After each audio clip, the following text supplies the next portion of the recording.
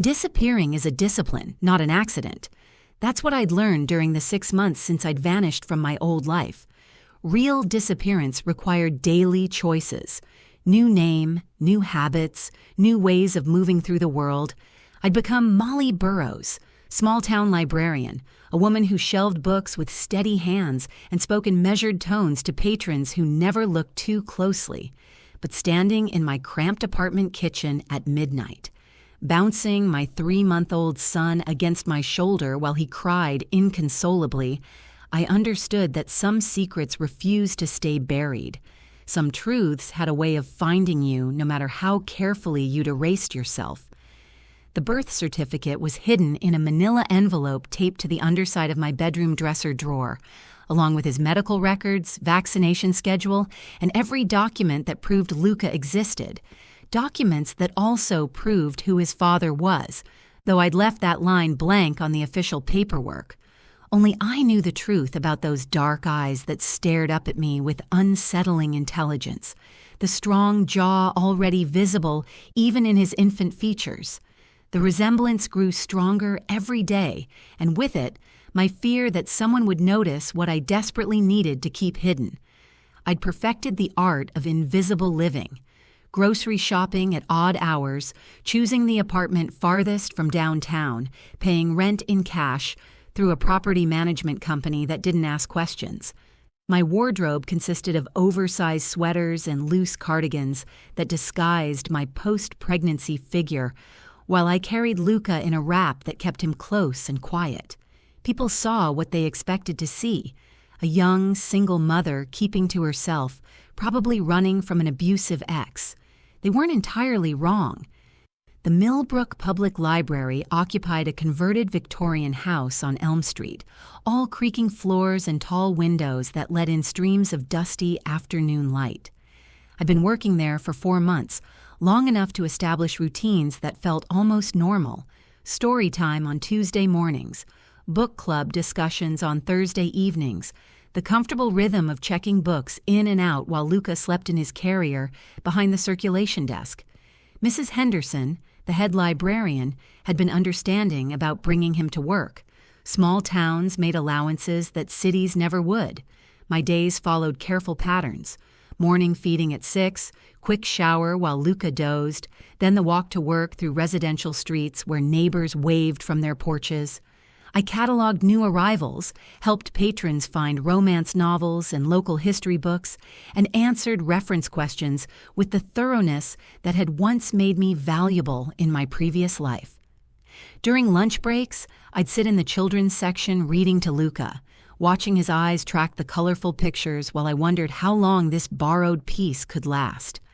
The paranoia never fully left. Every unfamiliar face in the library made my pulse quicken. Every car that lingered too long outside my apartment building sent me to the window, checking license plates against the mental list I'd memorized. I'd learned to recognize the mail carrier's schedule, the delivery trucks that belonged, the joggers who ran the same route every morning. Anything outside that pattern triggered my flight response, the same instinct that had gotten me out of Chicago before anyone realized I was gone. Luca stirred in his carrier as I reshelved returned books, his tiny fist working free from his blanket. At 3 months, he was already showing signs of the temperament I remembered too well. Intense focus, an almost unsettling awareness of his surroundings, and a way of studying faces that made people uncomfortable. Mrs. Henderson had commented on it just yesterday, how unusual it was for such a young baby to maintain eye contact for so long. "He's going to be trouble, that one," she'd said with a laugh that didn't quite reach her eyes. If only she knew. The afternoon passed quietly until the phone rang just as I was preparing to close. Unknown number, which I'd learned to ignore, but something made me answer. "Millbrook Library, this is Mollie." "Mollie Burrows?" The voice was unfamiliar, professional. "Yes?" "This is Detective Morrison with the State Police. We're conducting a routine verification of employment records. Could you confirm your previous address and employment history?" My blood turned cold. "I'm sorry. What is this regarding?" Just updating our database. Nothing to worry about. Could you come in tomorrow morning to verify some information?" I ended the call without responding, my hands shaking as I gathered Luca's things. Routine verification didn't happen at closing time on a Thursday. Someone was looking for me, and they were getting close. That night, I sat by my living room window watching the street, Luca finally sleeping in his bassinet beside me. Every car that passed too slowly, every shadow that lingered too long near the streetlight, sent adrenaline coursing through my system. I'd known this day would come. Men like Silvestro Manfrin didn't simply let people disappear, especially when those people carried secrets that belonged to them. The storm began just after midnight, rain lashing against the windows with increasing intensity. I was checking the locks for the third time when I heard it. Footsteps on the wooden porch steps, deliberate and unhurried despite the downpour. A car engine idling in the street, headlights cutting through the darkness. Then came the knock. 3 measured raps that somehow managed to sound both patient and inevitable. I pressed myself against the wall beside the door, heart hammering so hard I was sure it would wake Luca. Through the peephole I could see a figure on my porch, tall and still, rain dripping from dark hair. He held something in his hand, a manila envelope that looked sickeningly familiar. Another knock, just as measured as the first. "Mollie." The voice carried through the door, low and calm despite the storm. "I know you're there." I closed my eyes, feeling 6 months of careful construction crumble around me. All the planning, all the precautions, all the nights I'd lain awake mapping escape routes and backup identities, none of it had been enough. The footsteps moved across the porch, unhurried, and I heard the soft scrape of something being placed on the wooden boards. Then the footsteps retreated, but the car engine continued to idle. I waited 10 minutes before opening the door. The envelope sat where he'd left it, my real name written across the front in handwriting I recognized. Inside, I knew, would be documents I'd thought were safely hidden, proof of connections I'd tried to sever. The storm raged on, but I could still hear that engine running in the darkness, patient and persistent as the man who'd found me. I stared at the envelope for 20 minutes before I found the courage to open it. My hands trembled as I broke the seal, and the first document that slipped out made my knees buckle. Luca's birth certificate, the real one, not the falsified copy I'd filed with the state. This version had every line completed, including the father's name written in bold, unmistakable letters, Silvestro Manfrin. Beneath it were hospital records from the night Luca was born, complete with my real name and the Chicago address I'd fled from. Medical forms I'd never seen before, bearing signatures that weren't mine but looked convincing enough to fool any official who might question them. Someone had been building a paper trail, documenting every detail of my son's existence, while I'd been desperately trying to erase it. The final document was a photograph, Luca and me leaving the Millbrook Library 3 days ago, taken with a telephoto lens from across the street. On the back, someone had written a date and time, along with a single word, confirmed. Lightning illuminated my living room as I sank onto the couch, the papers scattered across my lap. The car was still idling outside, its headlights cutting through the rain like searchlights. He wasn't hiding anymore. The game of cat and mouse was over, and I'd lost before I'd even realized I was playing. Luca stirred in his bassinet, making the soft mewling sounds that meant he'd wake soon for his feeding. I gathered the documents with shaking hands, my mind racing through possibilities. The back door led to an alley, but he'd have thought of that. The fire escape outside my bedroom window was rusted and loud. I'd never make it down with a baby without being heard. Every exit I'd planned, every contingency I'd prepared, seemed suddenly inadequate. The knock came again, softer this time, but no less insistent. "Mollie, we need to talk." His voice carried the same quiet authority I remembered, the tone that had once made me feel protected instead of trapped. I pressed my back against the door, clutching the birth certificate to my chest. "Go away, Silvestro. You know I can't do that." The silence stretched between us, broken only by the storm and the steady rumble of the idling engine.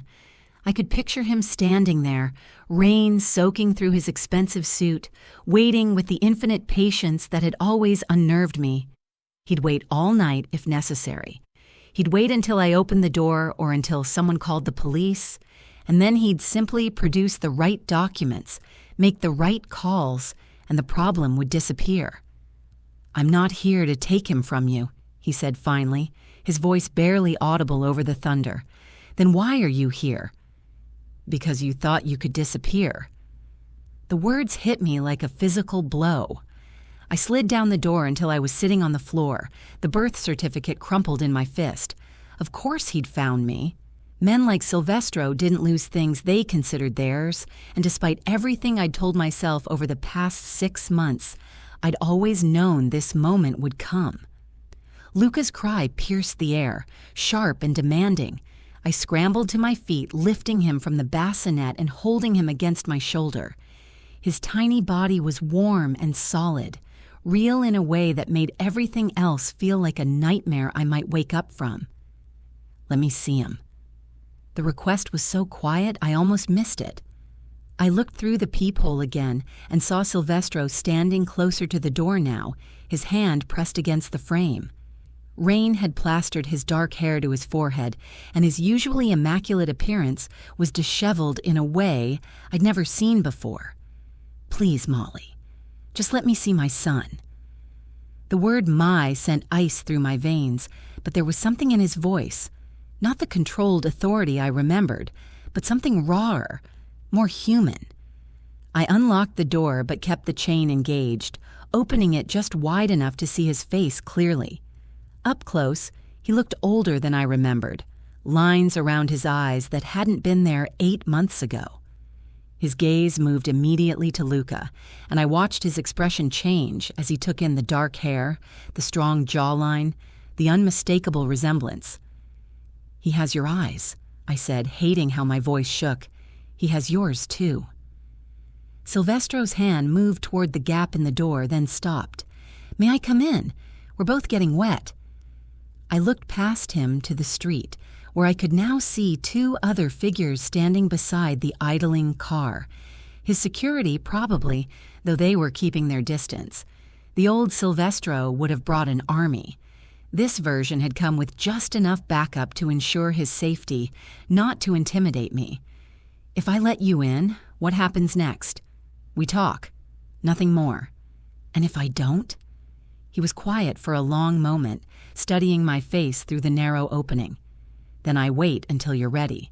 But Mollie, there are people who know about him now, people who aren't as patient as I am." The threat was delivered so softly it took me a moment to process it. Not a threat from him, but a warning about others. I thought about the phone call from the supposed detective, the photograph taken from across the street, the careful documentation of our daily routines. "How long have you known?" I asked. 3 weeks. 3 weeks? The betrayal hit me fresh. "You've been watching us for 3 weeks?" "I needed to understand why you left. I needed to see what kind of life you'd built for him." His eyes met mine through the gap.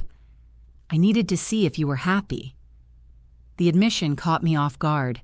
I'd expected anger, demands, the cold calculation that had always frightened me about his world. Instead, he looked like a man who'd been carrying his own secrets, his own pain. Luca fussed against my shoulder, and I made the decision that would change everything. I closed the door, slid the chain free, and opened it wide. Silvestro stepped inside without a word, water dripping from his coat onto my worn carpet. He was larger than I remembered, his presence filling my small living room in a way that made the space feel suddenly inadequate. But he didn't move toward us, didn't try to close the distance. He simply stood there looking at his son for the first time. The silence stretched between us like a held breath. Silvestro stood motionless in my doorway, rain pooling at his feet, his dark eyes fixed on Luca with an intensity that made my chest tight. I'd imagined this moment 1,000 times during sleepless nights, but I'd never pictured it like this. quiet and careful, without the violence I'd always associated with his world. "He's beautiful," he said finally, his voice rougher than I remembered. I shifted Luca higher on my shoulder, using his small body as a shield between us. "You can't have him." "I'm not here to take him." Silvestro's gaze moved to my face. "I'm here because I need to understand why you ran." The question hung in the air like an accusation. How could I explain that I'd fled not from him, but from myself? From the way he'd made me feel safe in a world built on danger, from the terrifying realization that I could love someone whose hands were stained with blood?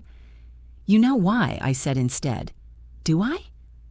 He took a careful step closer, and I instinctively backed away, because the woman I knew wasn't afraid of difficult choices.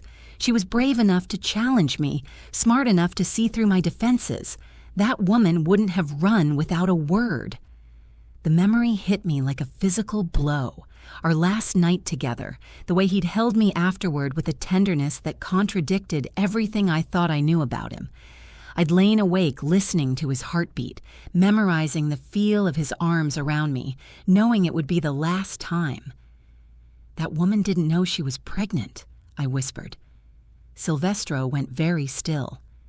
"When did you find out?" 2 weeks after I left Chicago." The words came out in a rush. "I was in Cleveland, staying in a motel, trying to figure out where to go next. I'd been sick for days, and I thought it was stress, but then—" I trailed off, remembering the moment in that dingy bathroom when my entire world had shifted. The positive test, the crushing realization that I was carrying the child of a man I could never see again. "Why didn't you call me?" The question was so quiet I almost missed it. I looked at him, really looked, and saw something I'd never expected. Hurt, raw and unguarded, written across features that usually revealed nothing. "Because you would have found me," I said. "You would have brought me back, and I would have let you, and our child would have grown up in your world." "My world," he repeated, as if testing the words. "You mean the world I was already planning to leave?" The statement hit me like cold water. "What?" "I was dismantling everything, Mollie. The businesses, the connections, the obligations that tied me to that life. I'd been working on it for months before you disappeared." I stared at him, searching his face for signs of deception. "You're lying." "The Torino contracts were terminated 3 weeks before you left. I'd sold my interests in the shipping company and transferred the legitimate holdings to a trust. I was planning to tell you everything that weekend." His voice dropped. "I was planning to ask you to come with me." The room seemed to tilt around me. I sank onto the couch, Luca still clutched against my chest. "You never said anything about leaving." "Because I needed to be sure I could protect you. The kind of exit I was planning.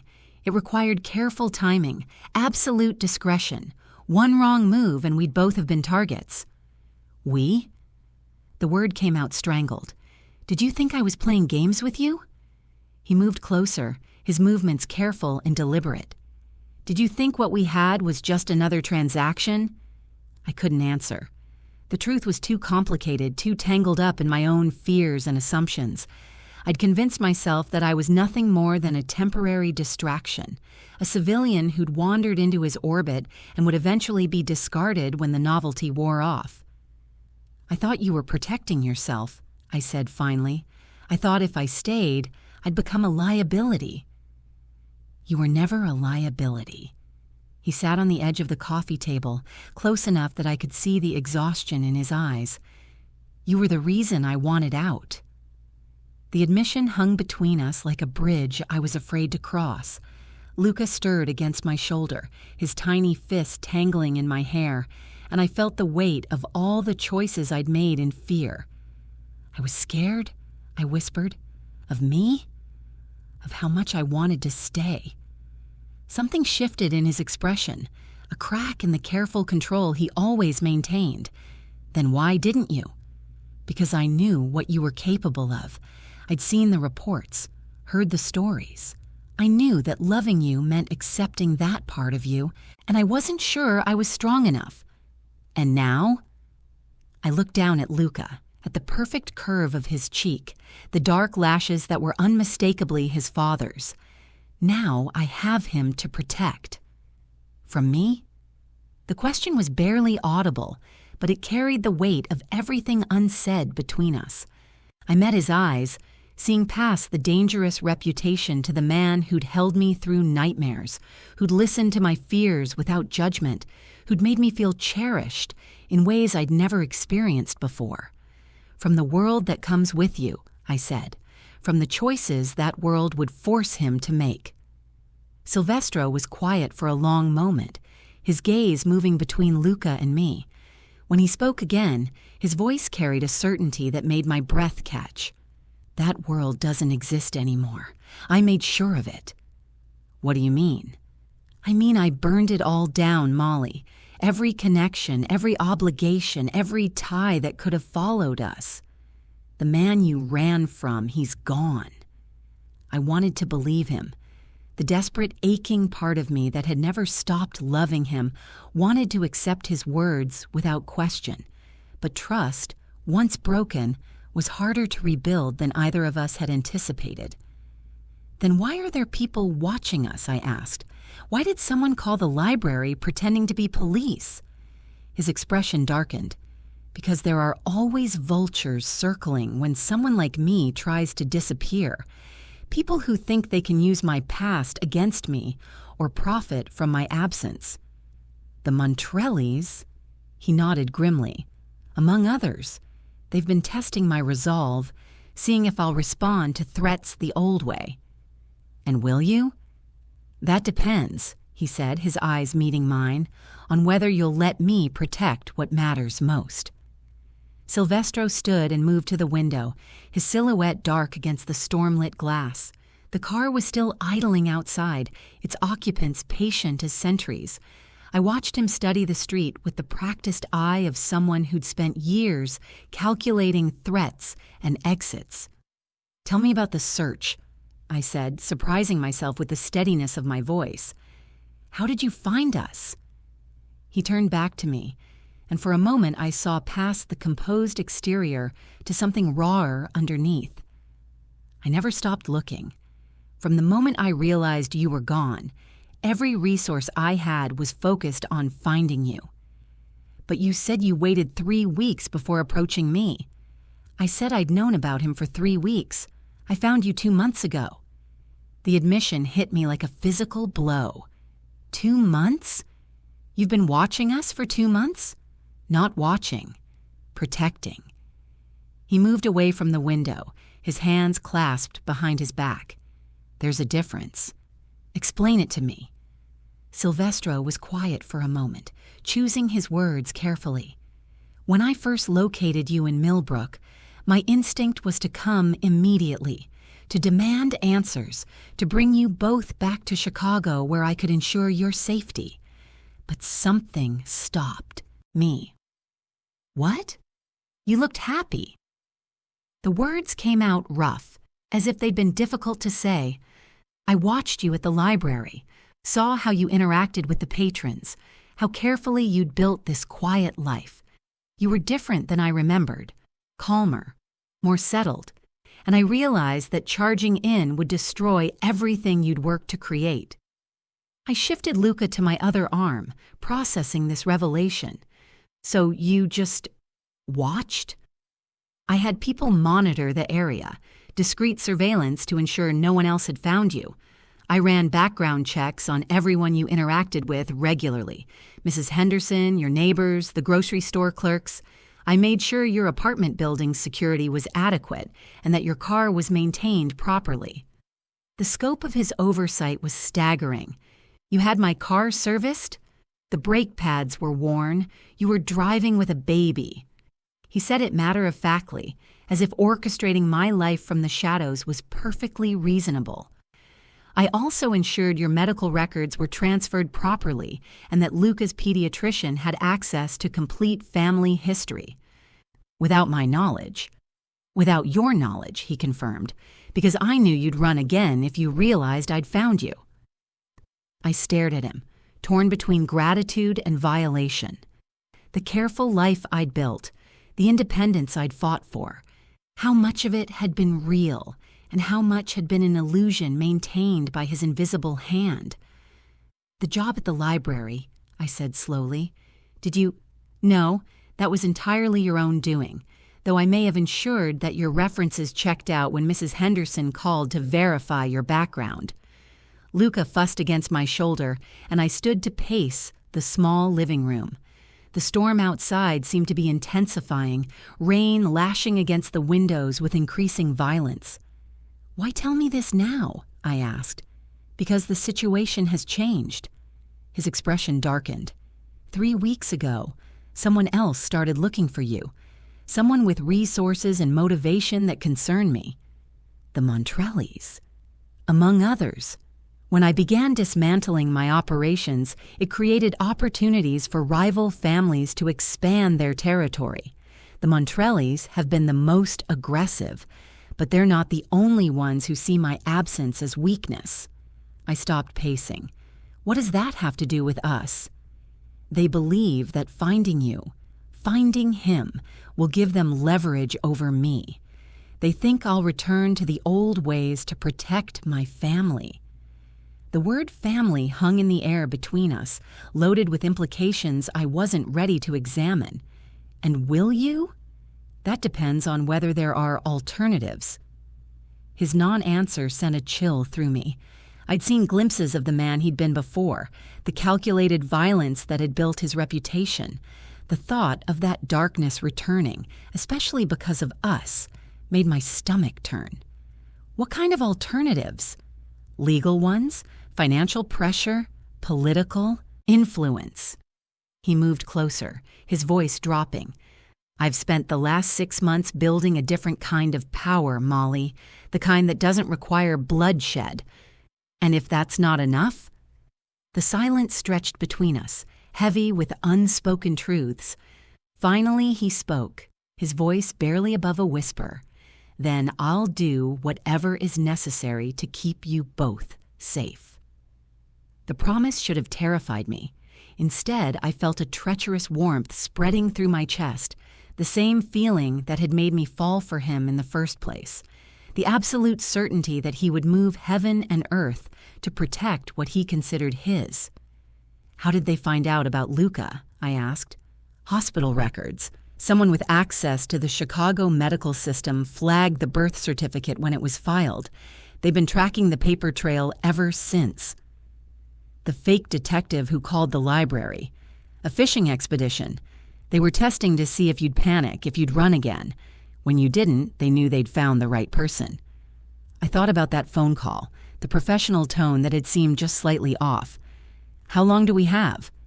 Before they make a move? Days, maybe less. They're not patient people, and they're running out of subtle options. Luca had fallen asleep against my shoulder, his breathing soft and even. I looked down at his peaceful face, so innocent of the danger circling around him, and felt something harden in my chest. "What do you want from me?" I asked. "I want you to let me protect you, both of you." "And in return?" "In return, I want the chance to be his father. Not the man I was, but the man I'm trying to become."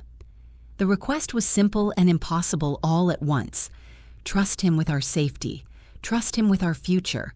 Trust that the man who'd built an empire on violence could truly leave that world behind. I need time to think.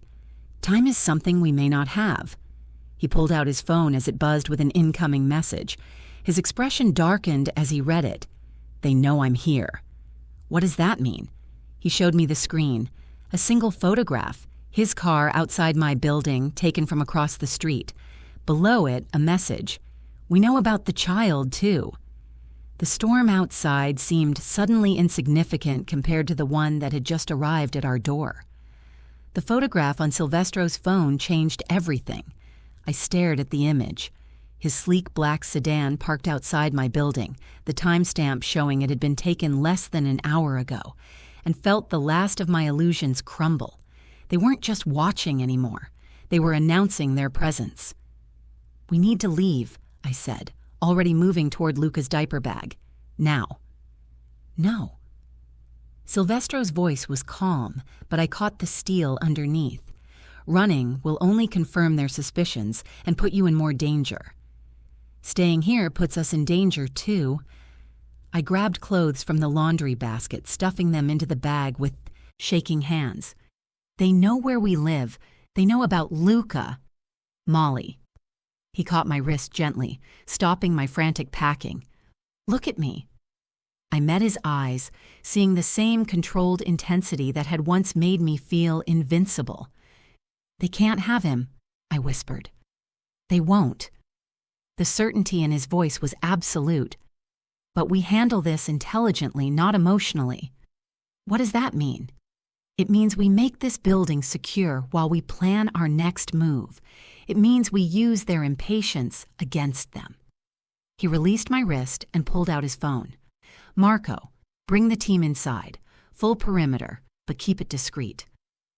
I watched him coordinate security with the efficiency of someone who'd done this countless times before. Within minutes, I could hear movement in the hallway, footsteps that were too quiet, voices that carried just far enough to be reassuring without being obvious. "How many people?" I asked. "Enough." He moved to the window again, studying the street with professional assessment. "They'll establish a rotation, maintain coverage without drawing attention from your neighbors." My neighbors. The thought hit me like ice water. Mrs. Patterson next door, the Johnsons upstairs. If something happens, nothing will happen to them. These people want leverage, not collateral damage. Civilian casualties would bring federal attention they can't afford. His matter-of-fact tone should have been comforting, but it only reminded me how easily he slipped back into this world of calculated violence and strategic thinking. This was the man I'd run from, not because he was cruel, but because he was so competent at navigating darkness. Luca stirred in my arms, making soft sounds that meant he'd wake soon for his feeding. The normalcy of his needs felt surreal against the backdrop of armed men positioning themselves around my building. "I need to feed him," I said. "Of course." Silvestro stepped back, giving me space to move to the kitchen. "I'll be right here." I prepared Luca's bottle with hands that had steadied somewhat, grateful for the familiar routine. As I settled into the rocking chair by the window, I caught glimpses of movement in the shadows across the street, figures that hadn't been there before, positioning themselves with the same professional precision as Silvestro's people. "They're out there, too," I said quietly. He nodded, not bothering to look. "I know. They want us to know they're watching." "How many?" "3 that I can identify, probably more in reserve." He moved away from the window, settling onto the couch where he could see both the door and the street. "They're being cautious, testing our response." Luca latched onto his bottle eagerly, his dark eyes fixed on my face with the intense focus that always reminded me of his father. I wondered what kind of world I was condemning him to, what choices I was making for him by allowing Silvestro back into our lives. "What happens next?" asked. "We wait. Let them make the first move while we gather intelligence about their capabilities and intentions. And if they don't wait, if they decide to act tonight, then we respond appropriately." His tone was neutral, but I caught the subtle shift in his posture, the way his shoulders squared, his hands relaxed into readiness. "But they won't. This is psychological warfare, not a direct assault." As if summoned by his words, my phone buzzed with an incoming text from an unknown number. I looked at the screen and felt my blood turn to ice. "Beautiful baby. Would hate for anything to happen to him." Below the message was a photograph, Luca and me in the library yesterday, taken through the front window. Someone had been close enough to capture the expression on his face as he reached for a colorful book, close enough to see the tiny birthmark on his left hand. Silvestro was beside me before I could react, taking the phone to examine the message. His expression didn't change, but something dangerous flickered in his eyes. "They're escalating," he said quietly. "They threatened him." My voice came out strangled. "They threatened my baby." "I know."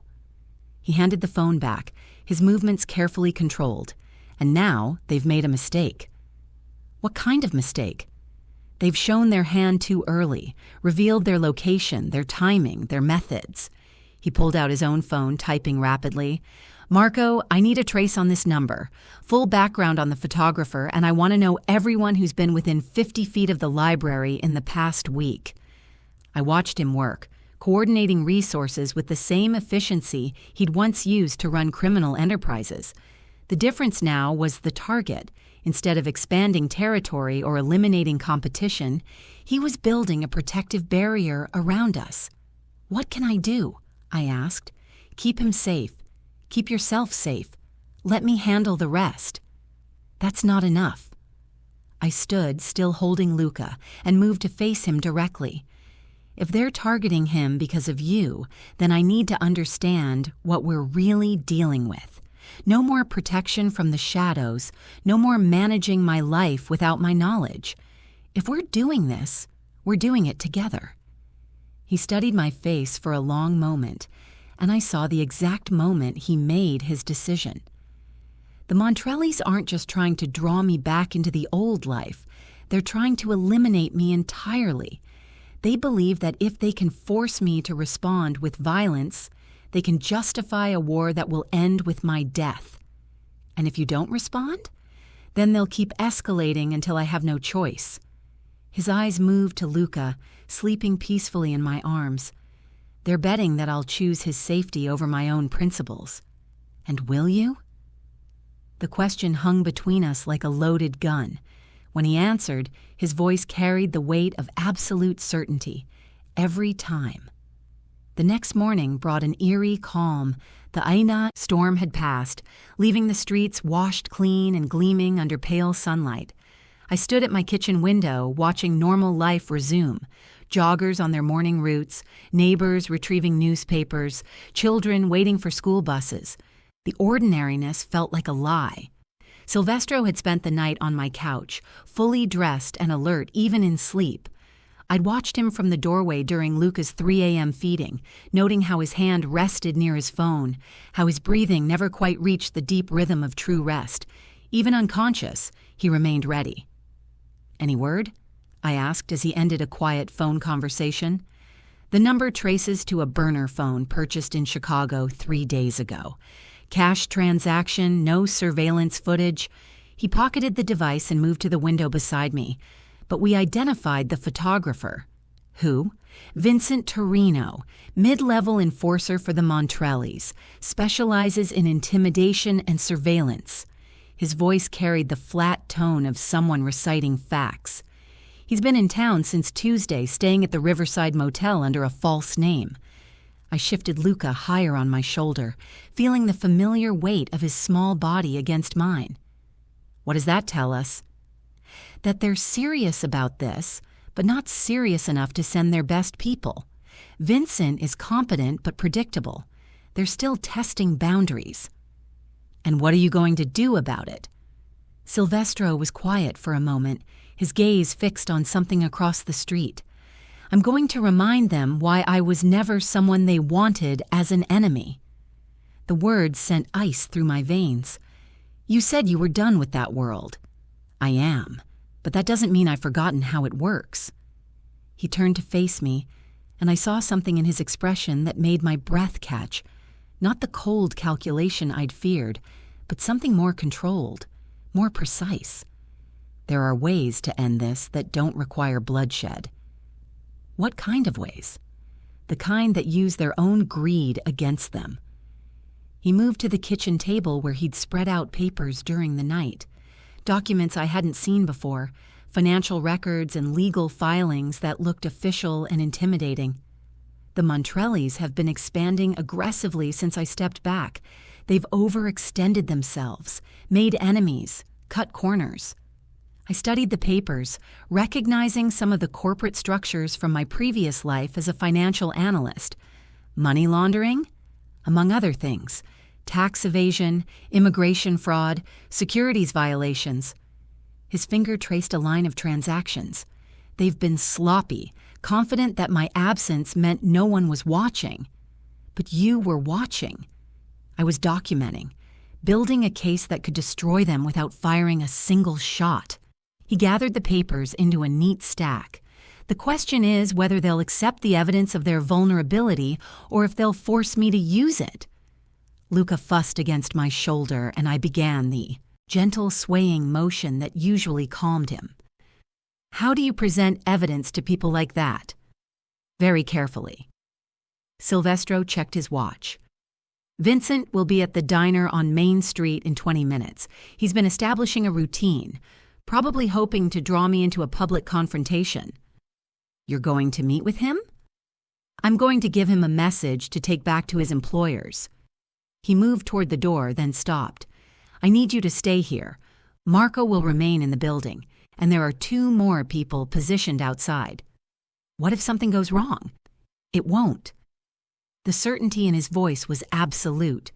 But if it does, Marco has instructions to get you and Luca to a safe location. There's a bag in the hall closet with everything you'll need: cash, documents, contact information. I stared at him, processing the implications. You planned for this. I plan for everything. He moved back to me, his hand hovering near my cheek before dropping to his side. I won't let anything happen to either of you. The promise hung between us, weighted with everything we hadn't said. I wanted to ask him to stay, to find another way, to choose safety over confrontation, but I could see in his eyes that this was the only path forward, that sometimes the only way to end a threat was to face it directly. Be careful, I whispered. Always. After he left, I found myself pacing the small apartment with Luca, unable to settle. Marco had positioned himself in the hallway, a quiet presence that should have been reassuring, but only reminded me of how precarious our situation had become. Every sound from the street made my pulse spike. Car doors, footsteps, voices that carried just a little too clearly. 45 minutes passed before my phone rang, Silvestro's name on the display. It's done, he said without preamble. What happened? Vincent received a comprehensive education about his employer's legal vulnerabilities, along with documentation that could put them away for the next 20 years. His voice carried a satisfaction that was purely professional. He also received assurance that this information would remain private as long as their interest in you and Luca ceased immediately. And he believed you? He believed the evidence. Financial records don't lie, and the federal case numbers I provided were very real. There was a pause. He also believed the alternative I presented if they chose to ignore this warning. I didn't ask what that alternative was. Some knowledge was too dangerous to carry. So it's over? The immediate threat, yes. But Mollie, his voice softened.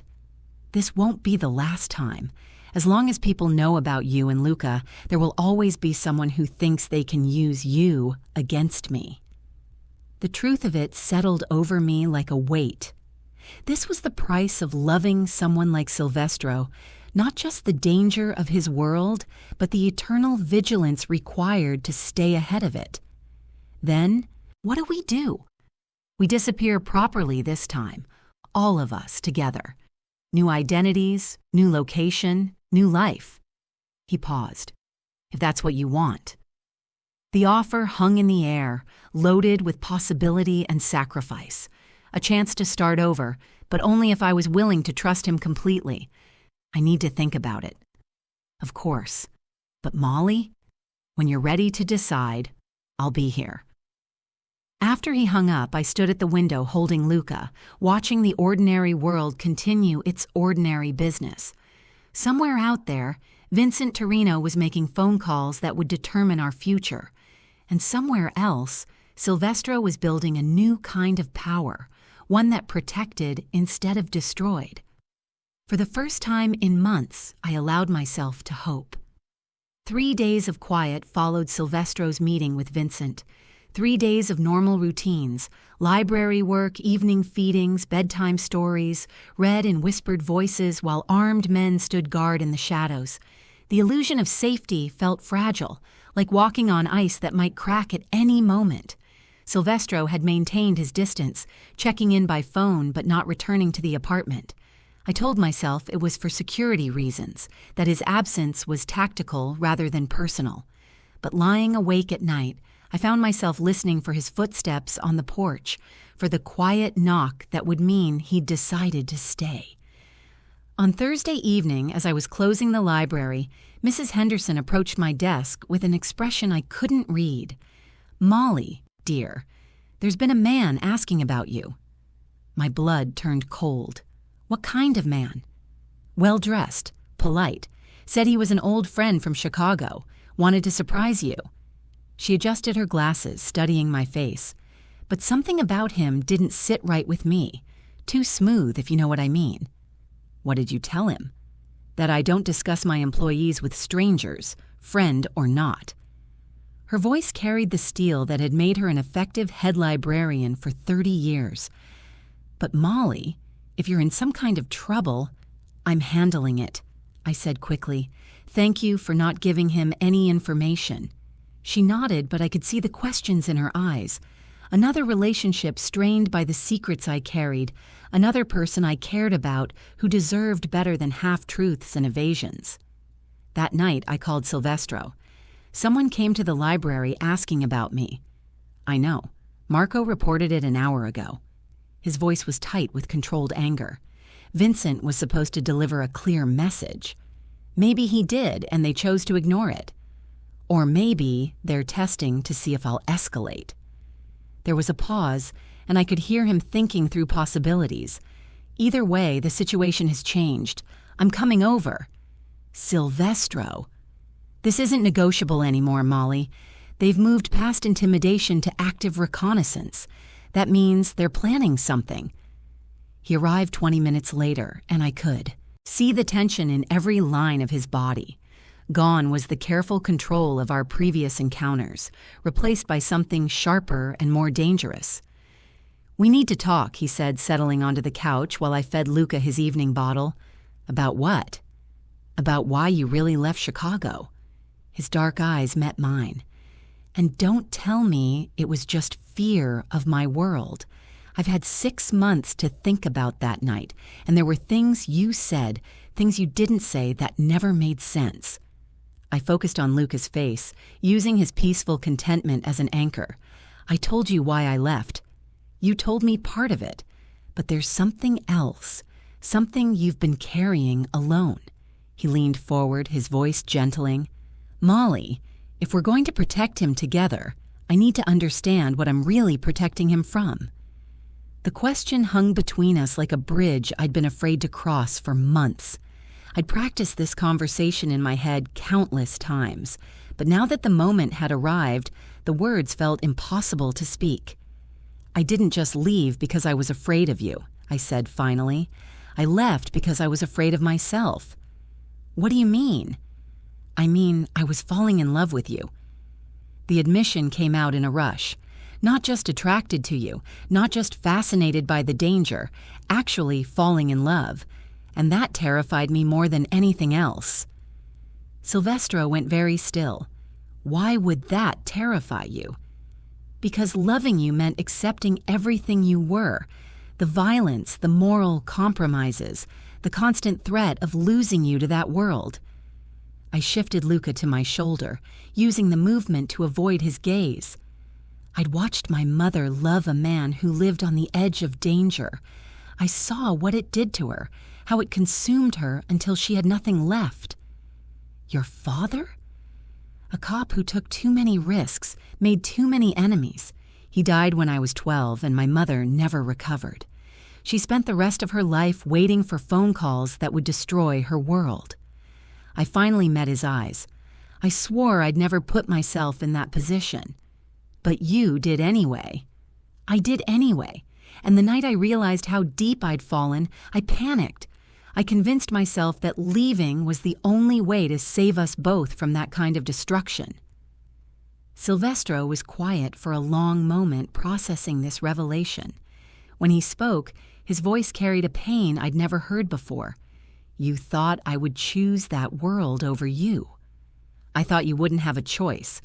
I thought eventually something would happen that would force you back into being the man you were before we met.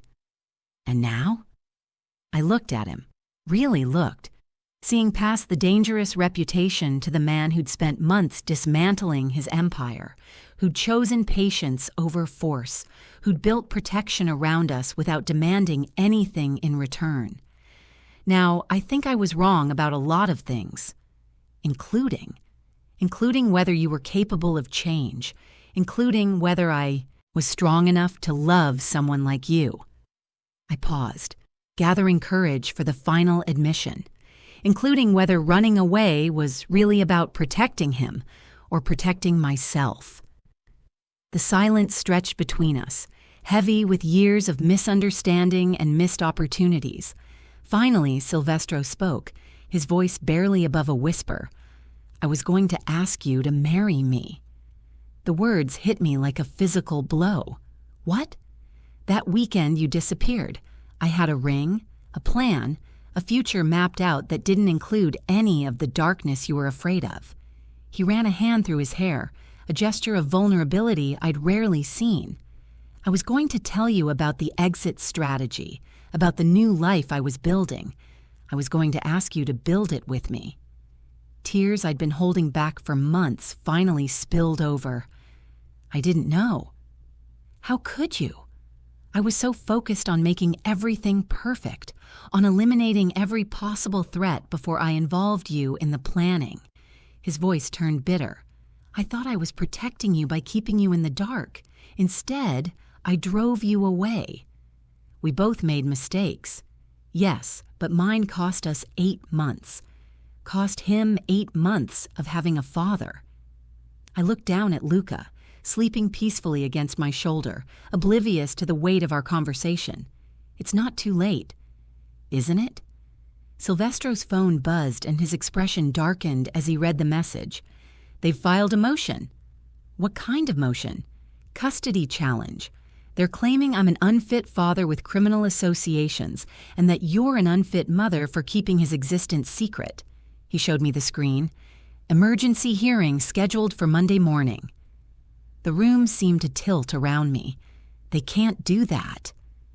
They can if they have the right connections in family court.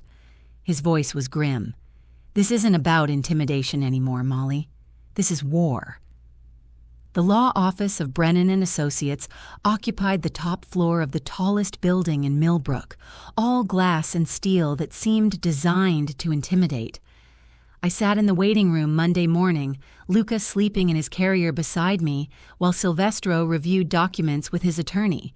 The emergency custody hearing was in 2 hours, and I felt like I was drowning in legal terminology I barely understood. Mrs. Burrows.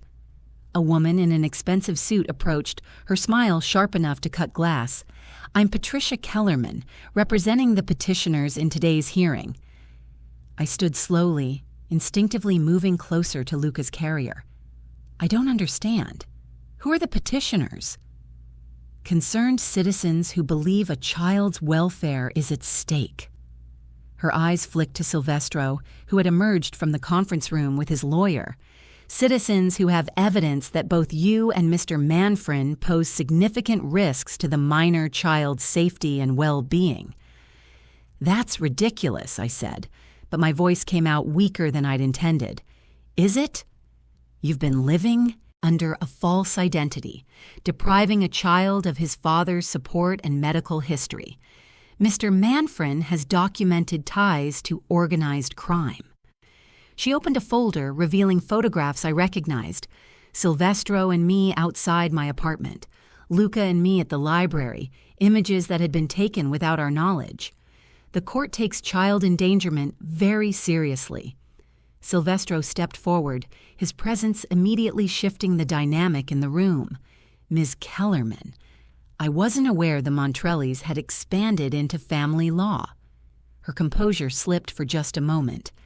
I don't know what you're implying. I'm not implying anything. I'm stating that your clients have been conducting illegal surveillance, making threats, and now attempting to manipulate the legal system for purposes of extortion." His voice was calm, but I caught the steel underneath. "That's a federal crime." "Prove it." "I intend to." The hearing took place in a sterile courtroom that smelled of old wood and broken dreams. Judge Margaret Thornton presided, a woman in her 60s with silver hair and eyes that missed nothing. I sat at the defendant's table with Silvestro and our attorney, David Brennan, while Kellerman presented her case to an empty gallery. "Your Honor, we're here today because a child's safety is at stake," Kellerman began, her voice carrying the practiced cadence of someone who'd made similar arguments countless times.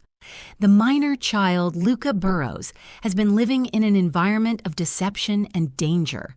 She presented evidence methodically: my false identity documents, Silvestro's criminal history, photographs of armed men outside my apartment building. Each piece felt like a nail in a coffin I hadn't known was being built around us. "The mother has demonstrated a pattern of deception and flight risk," Kellerman continued. "She's hidden the child's existence from his father, falsified legal documents, and exposed him to ongoing criminal activity." "Objection," Brennan said calmly. "There's no evidence of criminal activity." "Sustained," Judge Thornton said, but her expression remained neutral. Kellerman moved to Silvestro next. "The alleged father has documented ties to organized crime, including money laundering, extortion, and conspiracy charges that were dropped on technicalities rather than merit." I watched Silvestro's face remain perfectly composed as his past was dissected in clinical detail. Every arrest, every investigation, every rumor that had ever circulated about his activities was presented as fact. By the time Kellerman finished, he sounded like a monster who'd somehow escaped justice through luck and legal maneuvering. "The petitioners request immediate temporary custody pending a full investigation into both parents' fitness," she concluded. "The child deserves protection from the dangerous world these individuals have created around him." When it was our turn, Brennan stood with quiet confidence. "Your Honor, this entire proceeding is a sham designed to harass and intimidate my clients." He presented our evidence methodically: documentation of the threats we'd received, proof of the illegal surveillance, financial records showing the Montrelli's attempts to manipulate the legal system through shell companies and false identities. The so-called concerned citizens are actually members of a criminal organization attempting to use this court as a weapon in their ongoing dispute with Mr. Manfrin, Brennan explained. "They have no legitimate interest in the child's welfare." But I could see in Judge Thornton's expression that the damage had been done. The photographs, the criminal history, the undeniable fact that I'd been living under a false name, it all painted a picture of instability and danger that was difficult to refute. "I'd like to hear from the parents," Judge Thornton said finally. Kellerman objected, but the judge overruled her. I found myself at the witness stand, sworn in and facing questions that felt designed to trap me no matter how I answered. "Ms. Burrows, or should I say Ms. Grant, why did you choose to hide your child's existence from his father?" I looked at Silvestro, drawing strength from his steady gaze, because I was afraid. Afraid of what? Afraid of the world he came from, afraid of what loving him might cost my son. I paused, choosing my words carefully. But I was wrong. Wrong about what? Wrong about who he really is. Wrong about what he's capable of choosing. I met Judge Thornton's eyes directly. Mr. Manfrin has spent the last 8 months dismantling his criminal enterprises and building a legitimate life. He's done everything possible to protect us without asking for anything in return. And yet, you're both here today because of threats related to his past. We're here because people are trying to use our son as a weapon against him. People who have no interest in his welfare, only in causing pain. When Silvestro took the stand, his testimony was precise and unflinching. He acknowledged his past without making excuses, detailed the steps he'd taken to leave that world behind, and spoke about his son with a tenderness that surprised even me. "Your Honor, I've made mistakes that I'll spend the rest of my life trying to atone for," he said, "but my son isn't one of them. He's the reason I chose to become a better man. And if this court grants custody to the petitioners, then I'll respect the court's decision and work within the legal system to prove my fitness as a father." He paused, his eyes finding mine across the courtroom. "But I won't stop fighting for him, or for her." Judge Thornton called a recess to review the evidence. We waited in the hallway, Luca fussing in my arms while lawyers whispered in urgent conferences. The uncertainty was suffocating. When we reconvened, Judge Thornton's expression was grave. "This court finds insufficient evidence to support the petitioner's claims of immediate danger," she began, and I felt my knees nearly buckle with relief. "However, given the unusual circumstances and ongoing security concerns, I'm ordering supervised visitation and mandatory family counseling." It wasn't the victory we'd hoped for, but it wasn't the disaster we'd feared. As we left the courthouse, Silvestro's hand found mine. "It's not over," he said quietly. "I know, but it's not over for us either." The supervised visitation center smelled like disinfectant and broken families. I sat in the sterile waiting room, watching Silvestro hold Luca for the first time without the weight of crisis hanging over us. The court-appointed supervisor, a kind woman named Sarah, had positioned herself discreetly in the corner, documenting their interaction for the judge's review. It had been 2 weeks since the custody hearing, 2 weeks of careful compliance with court orders, while our lawyers worked to expose the Montrellis' manipulation of the legal system. The threats had stopped. Brennan's evidence had been compelling enough to trigger a federal investigation, but the damage to our case lingered like smoke in closed rooms. "He's getting stronger," Silvestro observed, supporting Luca's head as the baby pushed against his chest with tiny fists. "More alert. He's been sleeping better since the threats stopped." I watched them together, noting how naturally Silvestro adjusted his hold, how Luca seemed to recognize something familiar in his father's voice. "I think he can sense when I'm calm." "And are you calm?" The question carried weight beyond the obvious. We'd been dancing around larger conversations for weeks, focusing on legal strategies and security protocols, while avoiding the personal reckonings that waited beneath the surface. "I'm getting there," I said honestly. Sarah cleared her throat gently. "I'll step out for a few minutes, let you have some privacy. Court rules allow for brief, unsupervised periods once I've established that the child is safe and comfortable." After she left, the room felt different, smaller and more intimate. Silvestro moved to the chair beside mine, still holding Luca, and for the first time in months, we were just a family figuring things out. "The federal investigation is moving quickly," he said. "Brennan thinks we'll have resolution within the month." "What kind of resolution?" "The kind that ends with the Montrellis facing serious federal charges and our custody case being dismissed." His voice carried quiet satisfaction. "Turns out they made the mistake of bribing a federal judge to influence our hearing. The FBI takes that very seriously." I felt a weight lift from my shoulders that I hadn't realized I'd been carrying. "So it's really over?" "The legal threat, yes, but Mollie—" He shifted Luca to one arm, his free hand reaching for mine. "We still need to talk about what comes next." "I know." I intertwined our fingers, marveling at how right it felt after months of careful distance.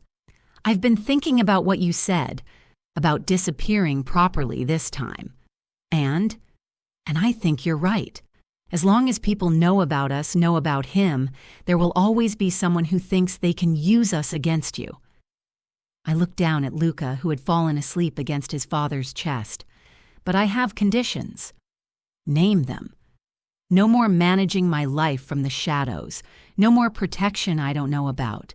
If we do this, We do it as partners. Agreed. And I want to know everything about your past, about the people who might come after us, about the resources you're using to keep us safe.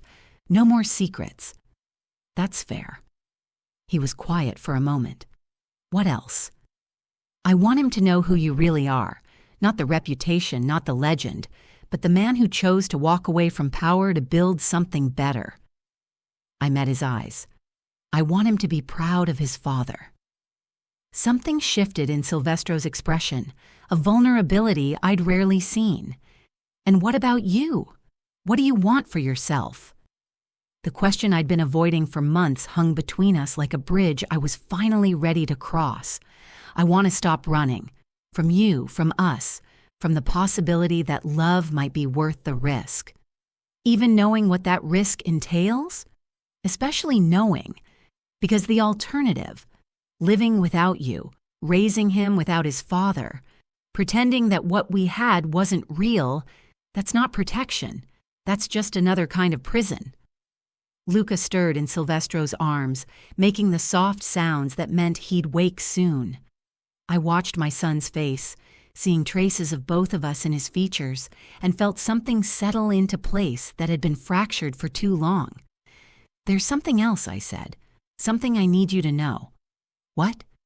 I never stopped loving you, even when I was running, even when I was convinced that staying away was the right choice. I never stopped. The admission came out rough, weighted with months of suppressed truth. I told myself it was about protecting him, but part of it was protecting myself from having to choose between love and safety. And now I know that real safety isn't about avoiding risk. It's about facing it with someone you trust completely. I squeezed his hand. I trust you, Silvestro, with his life, with mine, with our future. He was quiet for a long moment, and when he spoke, his voice was thick with emotion. I have something for you. He reached into his jacket pocket with his free hand, pulling out a small velvet box that made my breath catch. I've been carrying this for 8 months. Through every search, every sleepless night, every moment I wondered if I'd ever see you again. Silvestro. I'm not asking for an answer now. I'm just asking you to know that my intentions haven't changed, that everything I've done, every choice I've made since you left, has been about becoming the man you and he deserve. I stared at the box, feeling the weight of possibility and promise it represented. What if I said yes? Then we'd start planning a wedding that doesn't require witness protection. His smile was soft, tentative, and a honeymoon somewhere with excellent security and terrible cell phone reception. Luca chose that moment to wake up, his eyes opening to focus on his father's face with that intense awareness that always surprised people.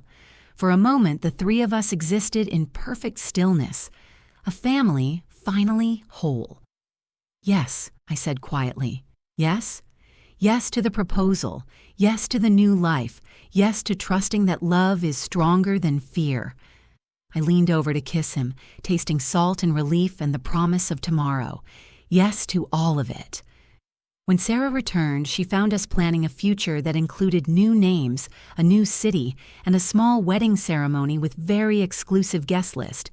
The paperwork would be complicated, the logistics challenging, but for the first time in months, those seemed like problems worth solving. Outside, storm clouds were gathering again, but this time I wasn't afraid. This time, we'd weather it together. If this story touched you, moved you, or made you feel a single emotion, don't keep it to yourself. Tap the like button to support this channel. Subscribe for more deep, emotional stories like this. Turn on the notification bell so you never miss the next chapter, and tell us in the comments, would you have forgiven him or kept running?